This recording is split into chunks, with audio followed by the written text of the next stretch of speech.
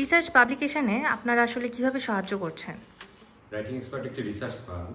আমরা মেইনলি যে কাজগুলো করি সেটা হলো বিভিন্ন গভর্নমেন্ট এবং ইন্টারন্যাশনাল রিলেটেড কিছু রিসার্চ প্রজেক্টে কাজ করি, বাট আমরা এটার পাশাপাশি কিছু সেলফ ফান্ডেড রিসার্চ করি যেটা পাবলিকেশন হয়।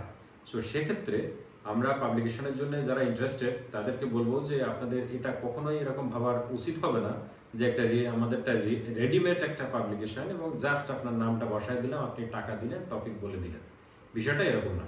এখানে আমাদের সাথে আপনাকে টোটাল A to Z প্রজেক্টে পার্ট টু পার্ট কাজ করতে হবে এবং আমরা যে কাজগুলো করব সেগুলো আপনাকে বুঝাবো, পার্ট টু পার্ট আপনার কাছে রিভিউ করব। সুতরাং আপনাকে পুরো বিষয়টা বুঝে নিতে হবে এবং আপনি কোশ্চেন করতে পারেন যে না আমার এত সময় নেই, আমি যা শুধু টাকা দিয়ে দিব এবং আপনার মাস শেষে আপনার কাছ থেকে বা টাইম শেষে পাবলিকেশনটা নিয়ে নেব। বাট এভাবে আমরা এক্স্যাক্টলি কাজ করছি না। আমরা যেভাবে কাজ করছি সেটা হলো আপনাকে অবশ্যই রিসার্চ সম্পর্কে একটা বেসিক আইডিয়া থাকতে হবে, যাতে আমাদের যে রিসার্চ টিম কাজ করবে তারা আপনাকে পুরো বিষয়টা বুঝাবে। ধরেন আমরা মাসের মধ্যে 3টা মিটিং টাইম রাখি। সো 10 দিনে যে কাজটা হবে সেটা আপনাকে রিসার্চ টিম বুঝাবে, আবার 10 দিন যে কাজটা হবে ওইটা বুঝাবে। সো ওই 10 দিনের কাজটা আপনার বোঝার পরে আপনি একজন প্রফেসর থাকবে যার কাছে যায় রিভিউ করবেন। তো প্রফেসর আপনাকে কোশ্চেন করবে যে তুমি এই পার্টটুকু কিভাবে কাজ করেছো। তো তখন আপনাকে বলতে হবে যে আমি এই পার্টটুকু এইভাবে কাজ করেছি, মেথডোলজি এভাবে ডেভেলপ হয়েছে, ইন্ট্রোডাকশনটা এভাবে ডেভেলপ হয়েছে, আমার অ্যানালাইসিস ডেটাগুলো এভাবে এখান থেকে অ্যানালাইসিস করছি। পুরো পার্ট আপনাকে ডিপলি প্রফেসরকে বোঝাতে হবে, না হলে প্রফেসর এটাকে রিভিউ করবে না। এটা একটা পার্ট, এর জন্য আপনার এটা দরকার হবে। আবার অনেকেই বলতে পারেন যে প্রফেসর তো ম্যান্ডেটরি না, আমি জাস্ট নিজে একটা রিসার্চ করছি, এটা পাবলিকেশন করে ফেলছি। বাট পাবলিকেশনটা আপনি কেন করবেন? বেসিক্যালি মেইনলি সবাই পাবলিকেশন করতে চায়, সে পিএইচডির জন্য দেশের বাইরে যাবে, সো তার পাবলিকেশন দরকার। এখন যদি পিএইচডির জন্য দেশের বাইরে যান, আপনার পাবলিকেশন দরকার হয়, তাহলে তো অবশ্যই প্রফেসরকে যখন আপনি মেইল করবেন, প্রফেসর তো ইন্টারভিউ নিবে আপনার যে আপনি এই রিসার্চে কি কাজ করেছেন। তো সেটা যদি না বলতে পারেন তাহলে আপনাকে স্কলারশিপ দিবে না। এটা খুবই সহজ কথা। সো যদি স্কলারশিপ না দেয় তাহলে তো আপনার এই রিসার্চ করে পাবলিকেশন করে কোনো লাভ হলো না। সুতরাং রাইটিং এক্সপার্টের সাথে কাজ করতে হলে আপনাকে একটা নির্দিষ্ট সময় বরাদ্দ রাখতে হবে রাইটিং এক্সপার্টের সাথে মিটিং করে বিষয়টা বুঝে নেওয়ার জন্য, এবং কোনো বিষয় যদি আপনার বুঝতে সুবিধা হয় আমরা বারবার মিটিং করে A to Z আপনাকে বুঝায় দেওয়ার চেষ্টা করব যে এই পাঠ্যপুস্তকে কি কাজ কিভাবে হয়েছে। তো তারপর যখন একটা পাবলিকেশন হয়ে যাবে তখন এটা আপনার জন্য বেনিফিটেড হবে। সুতরাং আমরা কিভাবে কাজ করছি এখন বলি। আমরা যখন আপনি ইন্টারেস্টেড ফিল করে আমাদেরকে নক করবেন, আমরা একটা কোশ্চেন নিয়ে পাঠাবো আপনাকে, যেখানে 10-12টার মতো কোশ্চেন থাকবে। ওইগুলা আপনাকে যখন পড়ে আপনি অ্যান্সার করবেন, ওই অ্যান্সারের উপরে বেস করে আমরা একটা কোটেশন দিব আপনাকে, যে কস্টিং কেমন হবে, টাইম কতদিন লাগবে, এই বিষয়গুলো সব সেখানে পাবেন।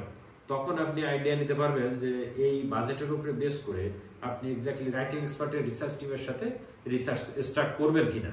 যদি আপনি মনে হয় যে না কমফোর্টেবল মার্কেটের আপনি আমাদের সাথে কাজ করতে চাচ্ছেন, তখন আমাদের রিসার্চ টিম আমরা বরাদ্দ করবো আপনার জন্য, হায়ার করে রিসার্চ টিমের সাথে আপনাকে কোলাবোরেশন করায় আমরা কাজ শুরু করবো স্টেপ টু স্টেপ। এবং রিসার্চ টিম আপনার সাথে কবে কখন বসবে এগুলোর ডেটগুলো আগেই ফিক্সড হয়ে যাবে। এখানে আরেকটা বিষয় বলতে হবে, না বললে অনেকেই কনফিউজড হবেন যে কোনো পেপারের সাথে আমাদের কোলাবোরেশন আছে কিনা, একটু স্পিড মানি দিয়ে লো কোয়ালিটি রিসার্চগুলো পাবলিশ করা যাবে কিনা। না, এরকম কোনো নাই। আমরা যেহেতু রিসার্চ ফার্ম, শুধুমাত্র রিসার্চে আমরা কাজ করব এবং আমরা অবশ্যই ক্লায়েন্টকে আগেই জিজ্ঞেস করে নেই যে কোন ক্যাটাগরির জার্নালে উনি পাবলিশ করবে, এবং জার্নালটা আমরা সিলেক্ট করে নেই যে এই জার্নালে পাবলিকেশনটা যাবে। ক্লায়েন্টের পারমিশন অনুযায়ী, ওনার ডিসিশন অনুযায়ী জার্নাল ফিক্সড হয়, এবং ওই জার্নালে যে স্ট্যান্ডার্ড আছে, যে ফরম্যাটিং আছে, যে ডিজাইন আছে, ওইটা মেনটেন করে যদি কাজ না করতে পারি আমরা, তাহলে কিন্তু পাবলিকেশন হবে না। সুতরাং আমরা ওইটা মেনটেন করে, ওই স্ট্যান্ডার্ড মেনটেন করে আমরা একবারে শুরু থেকেই শেষ পর্যন্ত রিসার্চ পার্ট টু পার্ট করব এবং পাবলিকেশনে পাঠাবো। তারা হয়তো একবার দুইবার একটা অবজারভেশন দিবে, আমরা ওইটা ক্লিয়ার করে দিলে ওরা পাবলিশ করে দিবে। সুতরাং এখানে আপনাকে একটা লম্বা সময় নিয়ে নামতে হবে। আপনাকে Q2 লেভেলের জন্য যদি পাবলিকেশনে যেতে হয় তাহলে অবশ্যই 6 মাস থেকে 9 মাস হাতে টাইম নিয়ে আগাতে হবে। Q3-র জন্য নিলে আপনাকে 6 মাস, Q4 বা 5-এর জন্য নিলেও আপনাকে এরকম 5 থেকে 6 মাস টাইম নিয়ে আগাতে হবে, কারণ এখানে রিসার্চের বিষয়টা আমাদের হাতে থাকে। আমরা একটা নির্দিষ্ট টাইম যেটা বলবো ওইটার মধ্যে রিসার্চটা ডেভেলপ করে ফেলবো। কিন্তু ঝামেলাটা হবে হচ্ছে যখন আপনি পেপারকে মেইল করবেন, পেপার কিন্তু ওইটা রিভিউ করবে, তারপর আমাদেরকে ফিডব্যাক দিবে এবং পাবলিকেশনে যাবে। সুতরাং পেপারের ওই বিষয়টা আমাদের কন্ট্রোলে থাকে না, ওটা টোটালি ওদের উপরে ডিপেন্ড করে। সো ওরা কখন এটা রিভিউ করে পাঠাবে এটা এক্স্যাক্টলি পেপার টু পেপার ভেরি করে যে কতদিন সময় নেবে। আরেকটা বিষয়, পেপারে পাবলিশ করতে যে কস্টিংটা, এটা দুইভাবে হয়, একটা হলো রিসার্চ কস্ট আর একটা হলো publication cost. So research cost যেটা সেটা আমরা আপনাকে বলে দিব যে রিসার্চ কস্ট এরকম হতে পারে, আর পাবলিকেশন কস্ট এটা ভেরি করে। পেইড জার্নাল আছে, নন পেইড জার্নাল আছে। সো আমরা সবসময় সাজেস্ট করি নন পেইড জার্নালে দিতে, সেগুলোর ইম্প্যাক্ট ফ্যাক্টরটা ভালো থাকে। এবং আমরা এটা বলার কারণ হচ্ছে একটা পাবলিকেশন কস্ট কিন্তু হিউজ হয়। সো পেইড জার্নালে আমরা সবসময় না যাওয়ার চেষ্টা করি, যদি হাতে সময় থাকে না আমরা নন পেইড জার্নালে যাই। নন পেইড জার্নালগুলোতে সবসময় যেগুলা হাই কোয়ালিটির রিসার্চ সেগুলো পাবলিশ করে ওরা, ইয়ারলি 5টা-6টা পাবলিকেশন করে।